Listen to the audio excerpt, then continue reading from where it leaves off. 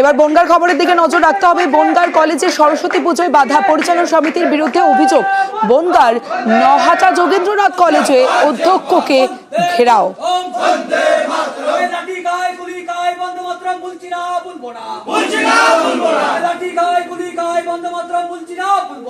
অনিরুদ্ধ কীর্তনিয়া রয়েছে। অনিরুদ্ধ, সরস্বতী পুজো কলেজে হবে, শিক্ষাঙ্গনে হবে, এটাই তো হয়ে আসছে, আর সেই সরস্বতী পুজোয় বাধা কেন? তোমাকে জানিয়ে রাখি যে উত্তর চব্বিশ পরগনার নহাটা যোগেন্দ্রনাথ মন্ডল স্মৃতি মহাবিদ্যালয়ে ঠিক এমনই অভিযোগ তুলেছে তৃণমূল ছাত্র পরিষদের ছাত্র সংসদের ছেলেরা। তাদের অভিযোগ যে কলেজ কর্তৃপক্ষ অর্থাৎ কলেজের ম্যানেজিং কমিটি বা প্রিন্সিপাল সরস্বতী পুজোর জন্য যে যথাযথ অনুমতি দরকার হয় সেই অনুমতি দেয়নি, এবং সরস্বতী পুজো করবার জন্য যে অর্থের প্রয়োজন হয় সেই অর্থ এখনো পর্যন্ত তারা ছাত্রছাত্রীদের হাতে দেয়নি। তেমনই অভিযোগ তুলে আজ ঠিক বিকেল থেকে ঠিক 4:30 থেকে কলেজ অধ্যক্ষের ঘরের সামনে তারা বিক্ষোভ শুরু করে। কলেজের অধ্যক্ষ যদিও দাবি করেছেন যে এটা ছাত্রছাত্রীদের একটা অভিমান, তাদের একটা দাবি রয়েছে, এটা বিক্ষোভ নয়, কিন্তু দীর্ঘক্ষণ তারা বিক্ষোভ করছে। ছাত্রদের অভিযোগ যে তারা যতক্ষণ না পর্যন্ত এই টাকা পাচ্ছে, অর্থাৎ সরস্বতী পুজোর টাকা পাচ্ছে, ততক্ষণ তাদের এই বিক্ষোভ চলবে। দীর্ঘক্ষণ এই বিক্ষোভের জেরে আজকে রয়েছে প্রিন্সিপাল।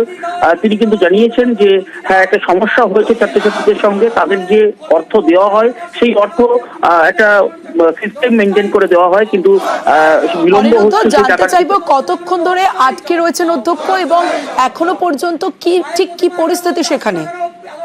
তমশ্রী, তোমাকে জানিয়ে রাখি যে দীর্ঘক্ষণ ঠিক বিকেল 4টে থেকে এখনো পর্যন্ত কলেজ অধ্যক্ষ এই বিক্ষোভের জেরে আটকে রয়েছে কলেজের প্রিন্সিপালের ঘরের মধ্যেই, এবং তাদের দুপক্ষের মধ্যে কথা চলছে।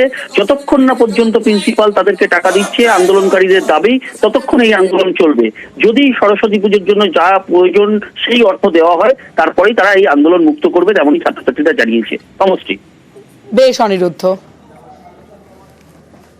আমাদের এই গভর্নিং বডির ফিনান্সের মিটিংয়ের নাম করে আমাদের সারাটা দিন ভোরবেলার থেকে একভাবে আমাদের ঘোরানো হচ্ছে। তোমাদের যদি পারমিশন নেওয়ার হয় তাহলে পারে তোমরা ম্যাডামের কাছে যাও, ম্যাডামের কাছে গিয়ে ম্যাডাম হচ্ছে আলোরানী সরকার, আমাদের গভর্নিং বডির অন্য যে মেম্বার ছিলেন তার কাছ থেকে, তার ফোন থেকে আমি ফোন করে কথা বলি। কথা বলার পরে আমি তার কাছে রিকোয়েস্টও করি যে ম্যাডাম আমরা এইভাবে পুজো করতে চাইছি, আমাদের পুজোর বিস্তারিত এই ব্যাপার। তো উনি আমাদের তখন জানান যে তোমরা কেন এখনো পর্যন্ত আমি বাড়িতে আছি, তোমরা কেন এখনো আসলে না, তোমরা কেন এখনো কোনো কিছু করলে না। উনি আমাদের এইভাবে জানানোর পরে উনি আমাদের এইভাবে হ্যারাসমেন্ট করছে। প্রিন্সিপাল স্যারকে এখনো পর্যন্ত একটি টাকা দেওয়ার জন্য আমাদের কাছে এখনো পর্যন্ত আমরা কোনো টাকার সদুত্তর পাইনি। এবার একটু ভুল বোঝাবুঝি হয়েছে। আমাদের যে সরস্বতী পুজোটা হয়, তো আমাদের যে স্যাংশন, একটা টাকা পয়সার ব্যাপার থাকে, আপনি জানেন পুজো করতে গেলে ছিল। আজকে আমরা মোটামুটি এর স্যাংশনটা পেয়েছি। তো ছাত্রদের আরেকটা দাবি আছে, এর সাথে আরেকটা ছোট প্রোগ্রাম ওরা করতে চায় একটা, সেই প্রোগ্রামের ব্যাপারটা আর স্যাংশনটা এখনও আসেনি আর কি। তো সরস্বতী পুজোর যে এন্টায়ার অ্যামাউন্ট আছে সেটা আজ গভর্নিং বডিতে স্যাংশন হয়েও গেছে এবং আমাদের কাছে সে টাকাটাও আছে।